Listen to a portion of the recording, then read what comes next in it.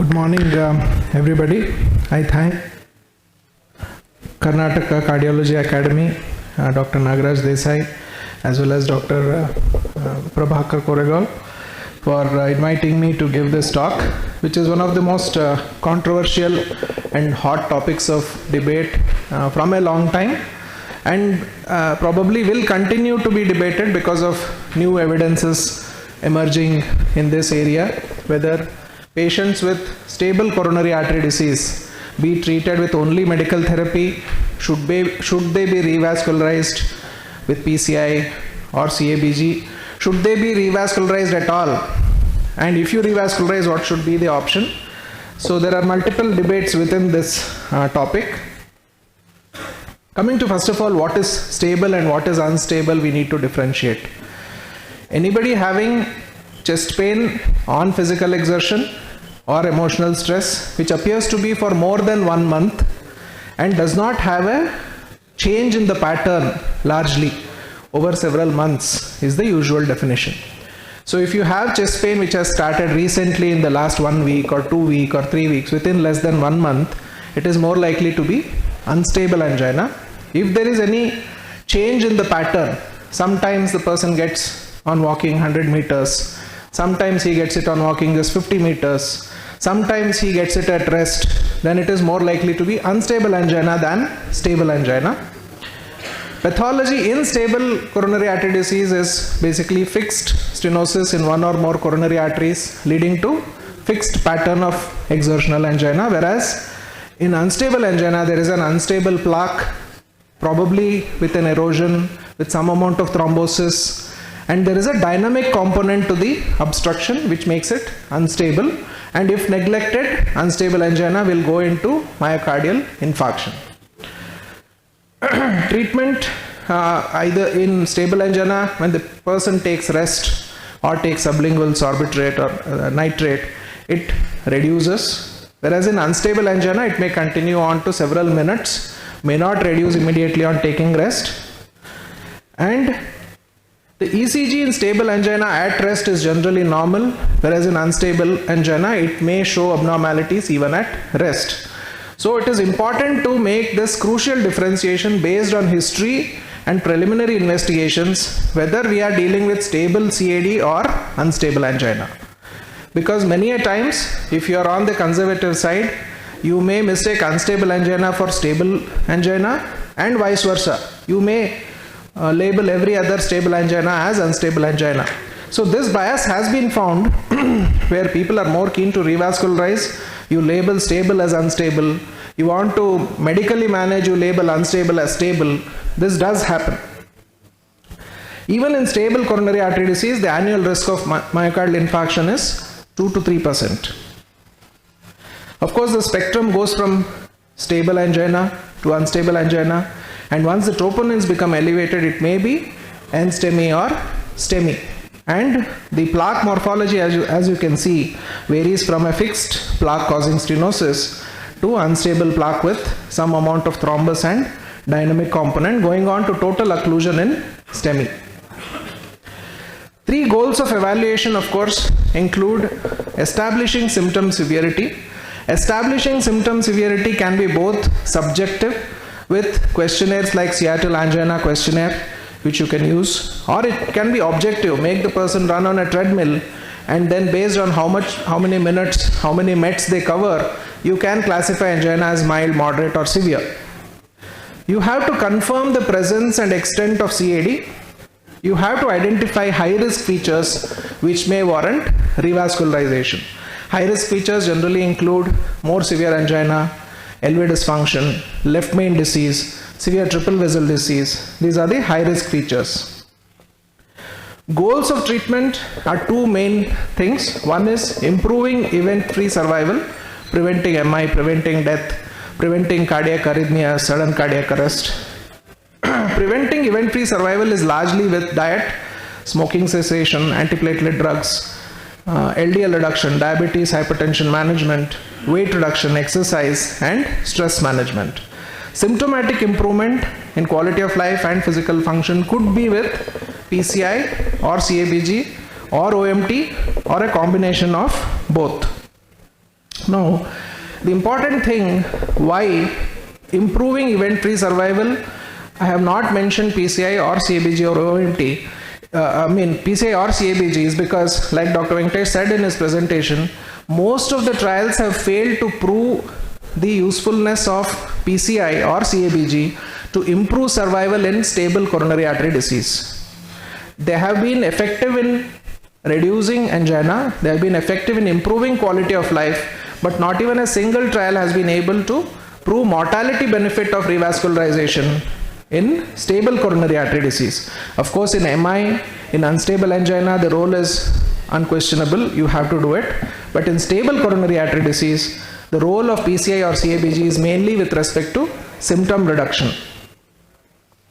Why this difference is because at the center of events, MI, sudden cardiac death and everything is the vulnerable plaque. If you have a vulnerable plaque with a thin fibrous cap or an eroded cap with more lipid content which is soft and inflamed, you are likely to have an MI. If the plaque is stable, then you are more likely to have either no symptoms or stable angina.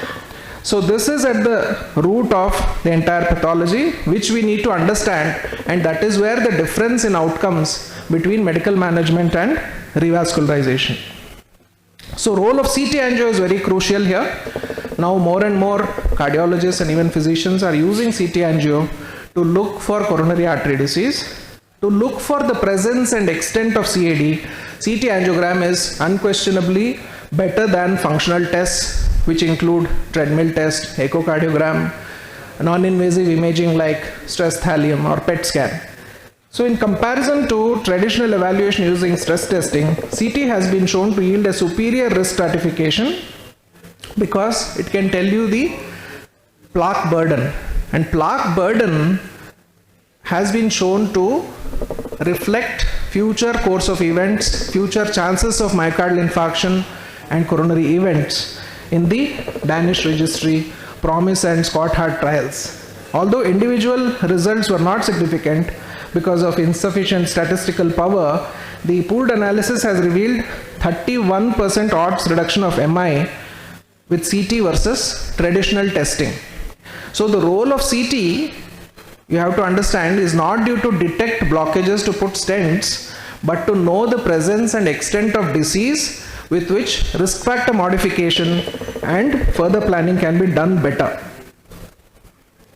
Various trials, of course, COURAGE, BARI2, STITCH, FREEDOM, FAME, ORBITA and Ischemia have been done over the course of years, comparing optimal medical therapy with revascularization and come with various results. I'll concentrate on 3 trials.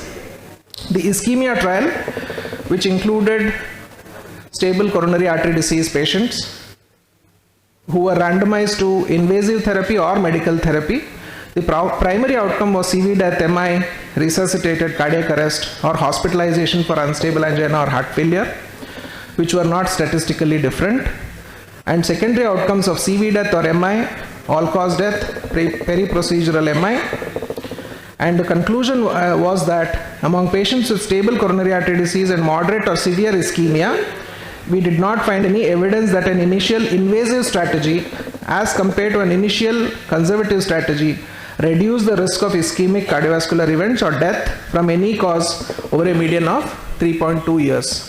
What is important is you have to look at the exclusion criteria, which included more than 50% left main stenosis, kidney disease, recent MI, LV dysfunction of less than 35%, unacceptable angina at baseline, which is again a very subjective parameter, New York Heart Association 3 or 4 heart failure, prior PCI or CABG within 1 year.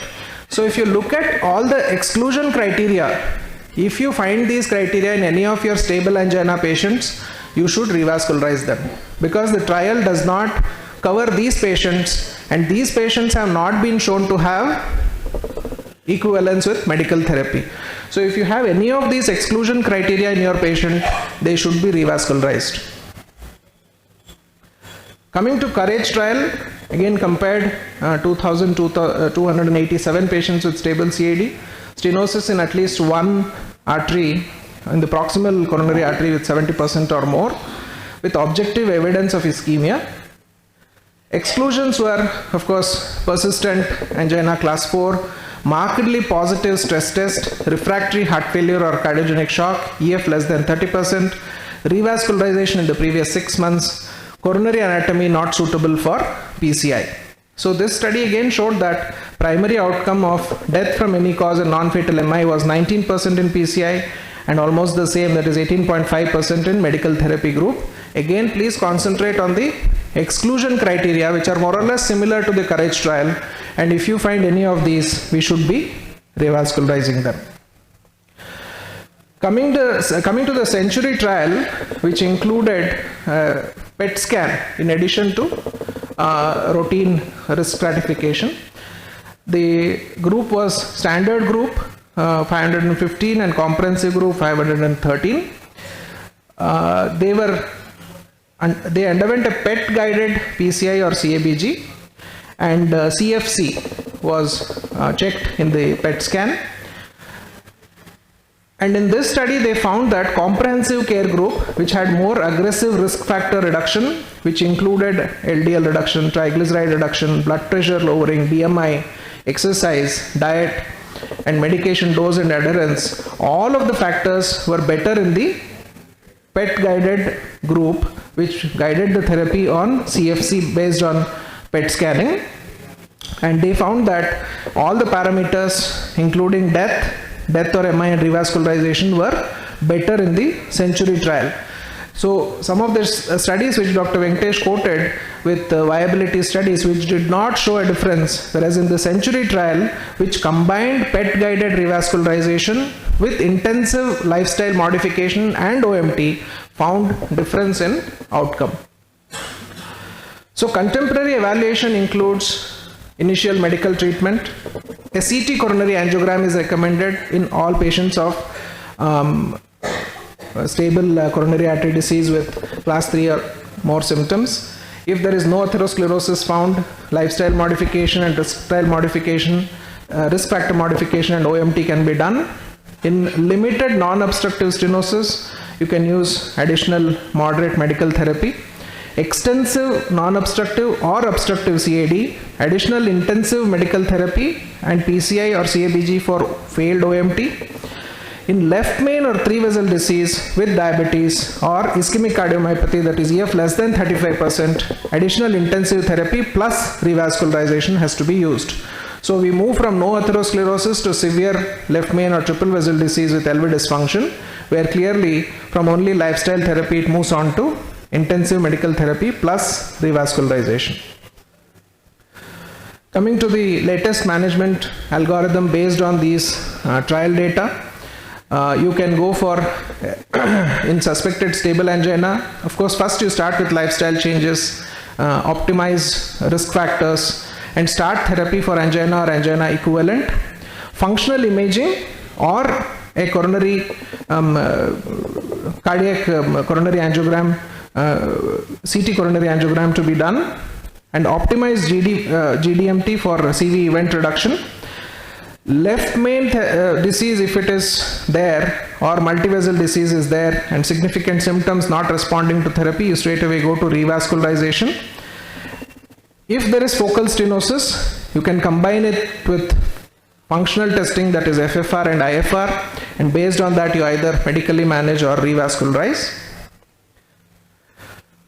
Coming to one important question on the studies as to how reflective were the trials of symptom severity. Patients with severe or unacceptable angina have mostly been excluded from these studies. In COURAGE trial, most of the patients, almost 2/3, had CCS class 1 or 2 angina, which is mild or moderate, and only 21% had class 3 angina, and patients with class 4 were excluded. In the FAME2 trial, which enrolled patients with all CCS classes, included only 7% patients with CCS4. In the ischemia trial, 95% of patients had class 2 or less angina, meaning mild and moderate again, and severe angina cases were excluded. Although they were all based on stress testing and imaging showing ischemia, the symptomatic status continued to be mild or moderate in most of these trials. So whenever you come across a patient with stable angina which is class 3 or more, you have to consider revascularization as the first option.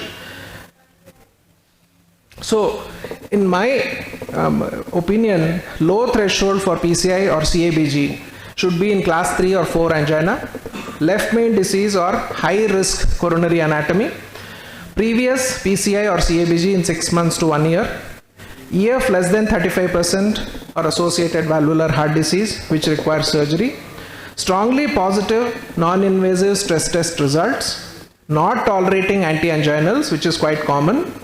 If you look at the trials, most of them had the OMT arm on a weekly telephonic follow-up, asking them about symptoms and optimizing therapy on phone. How many of our patients will be available for a telephonic follow-up and adjustment of the medication dosage on a weekly basis is open to discussion. And how many of them can actually come back for physical follow-up as required is also under question. So you have to consider these factors before putting them on only OMT. Refractory angina, professions and lifestyle demanding high physical fitness. It could be policemen, it could be army officials, it could be pilots, it could be people who run and involve in sporting activities regularly who require an absolutely asymptomatic status. Such people are more likely to benefit from revascularization. Patient choice. Because if a patient says, I don't want to take so many anti-anginals and follow up, I want revascularization, you have to offer it. Close follow-up is difficult, as I told, again makes it a low threshold for revascularization. Which favors PCI and which favors CABG is well known. Diabetic patients with LV dysfunction, with complex coronary anatomy with syntax score more than 22 are more likely to benefit with CABG, especially if valvular surgery is required. Less syntax score 0 to 22, less complex anatomy, without diabetes, without LV dysfunction are more likely to benefit from PCI. There are gray areas where chip PCI, more complex PCI can be done under expert hands and expert centers after full discussion of pros and cons of both forms of therapy, where a heart team comes into play. To summarize, mortality reduction and symptom relief are actually two different objectives. Mortality reduction has to focus on lifestyle changes and OMT. Symptom relief in severe cases can be done with revascularization. In milder cases, OMT is equally good. Revascularization is more than OMT for highly symptomatic patients. Results from large clinical trials support medical therapy rather than revascularization as an initial management strategy for most patients, but again in milder forms of angina and less complicated anatomy. Available data supports revascularization only for specific patient subgroups. Further efforts are needed to align incentives, resource allocation and patient expectations with evidence to promote application of medical management and preventive care in the initial strategy of management of patients with stable CAD. Thank you. Thank you, Dr. Krishnamurthy. Can I request Venkatesh and Krishnamurthy to take? Now I request Bojamma to give her comments. Good afternoon, everybody. First of all, let me thank Dr. Nagaraj Desai and Dr. Prabhakar Koregal having given me this opportunity. We had a very lucid presentation by both our speakers, Dr. Deepak and Dr. Venkatesh.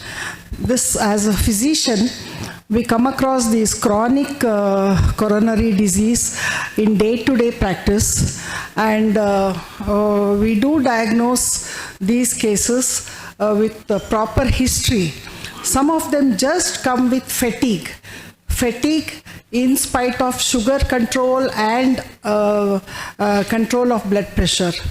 And if you take a proper history and evaluate them, they may be having chronic coronary artery disease. Of course, as Dr. Deepak said, we have two varieties, that is acute coronary artery disease where symptoms are very acute, and chronic coronary, or we call it as a stable angina. Here they do tolerate the stress to quite a great extent. They usually have these plaques developing over years, which erupts and may cause an acute event. So it's always compulsory to train our patients regarding lifestyle. Lifestyle modification is the first treatment for chronic coronary artery disease. Stop smoking, and then moderate your alcohol, good physical exercise, about half an hour to 45 minutes, 5 days a week. Then healthy, hard diet, which includes more of grains, vegetables, fruits, less of trans fat, salt, sugars, etc. So, and if the symptoms continue, we would like to evaluate, put them on beta blockers and statins. Statins are the major drugs to control the cholesterol. Many of our patients, when they go to a GP, if their cholesterols are under control, they stop them. But we should insist on continuation of statins for lifetime. And with these few words, as we are running short of time, I would hand over to the chairman. Thank you. I was about to present these slides in the beginning. Sorry for that because of some technical problems. Regarding the ischemic test, treadmill test or nuclear scans, it's always the amount of the myocardium which is at risk. If there is a risk of more than 10% myocardium, then you have to revascularize. These are all the guidelines. And if there is a less than 10, hardly 5%, 8%, you can just manage them with the medical line of treatment itself. And we have already discussed about the viability test and its doubtful role, all these things. And if it is there, probably it may help in the prognosis. And regarding this ischemia trial as well as the courage trial. Courage trial has been done almost 8 to 10 years back, when the drug-eluting stents hardly in 3% they were used. Otherwise, most of them, they were all bare metal stents. And also, ischemia was of a mild nature, hardly few coronary arteries. So there are a lot of limitations of the courage trial. And in the ischemia trial also, they showed that even though there is a periprocedural MI in the beginning, but the spontaneous MIs were very less. Whereas in the medical treatment, as the extent study also has come, there the spontaneous MIs were more, which were more harmful rather than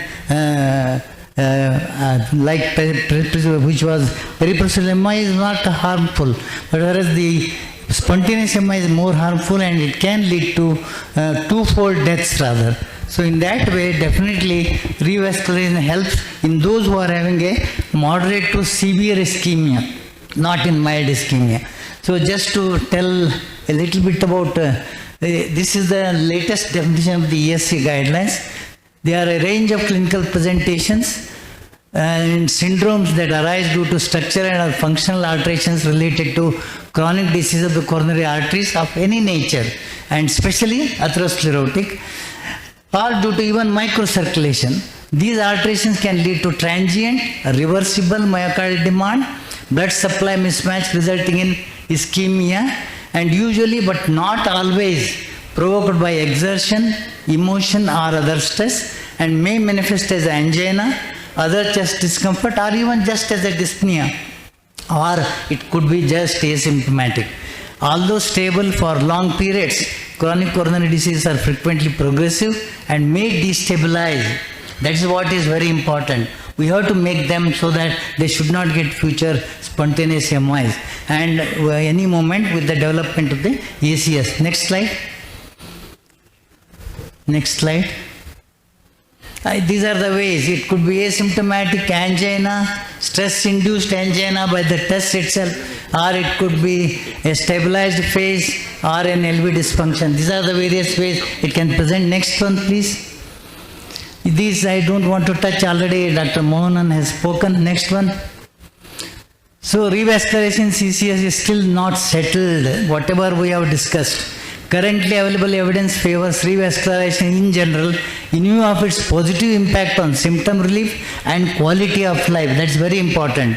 In moderate to severe ischemia, it decreases spontaneous MI, a major objective in CAD treatment. Trials have also shown that optimal medical therapy is indeed very effective for symptom relief, prognosis, and good outcomes by itself alone if revascularization is not deemed appropriate.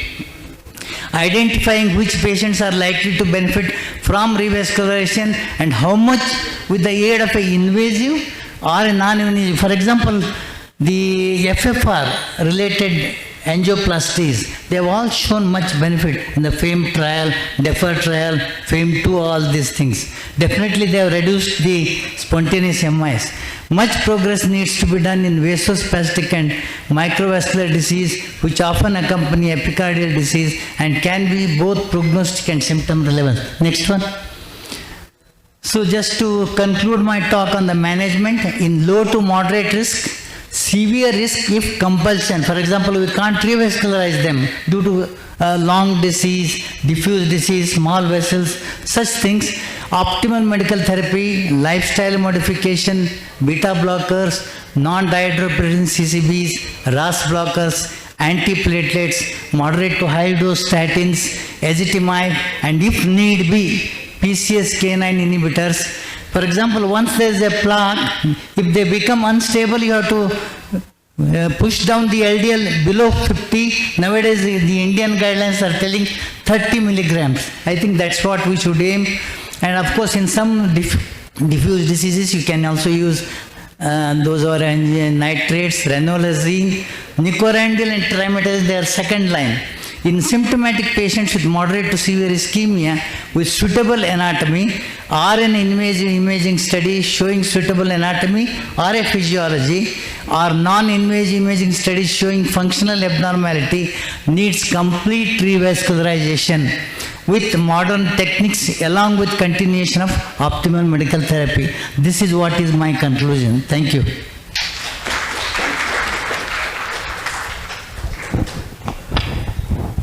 Thank you, sirs. Thank you, chairpersons and the speakers.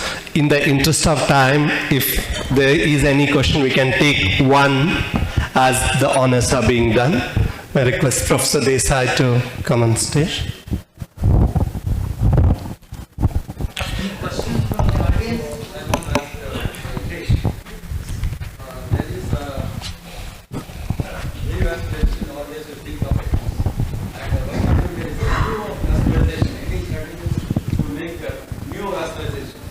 Post-obstructive or pre-obstructive areas, neovascularization.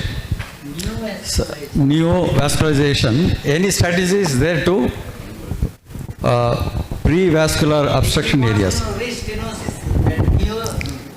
No. Neovascularization. Angiogenesis. Professor Gandhi is my teacher, pathologist, so obviously he is going into microscopes. I'm sorry, sir, I don't think much is, people talked about a lot of these procedures for peripheral vascular disease, even for coronary artery disease, but I don't think there is any evidence to show that angiogenesis can happen. It's a new pathology, new disease itself. We don't know where else. Probably the drug-eluting balloons are being used in such cases. Of course, stenting also is another restenting.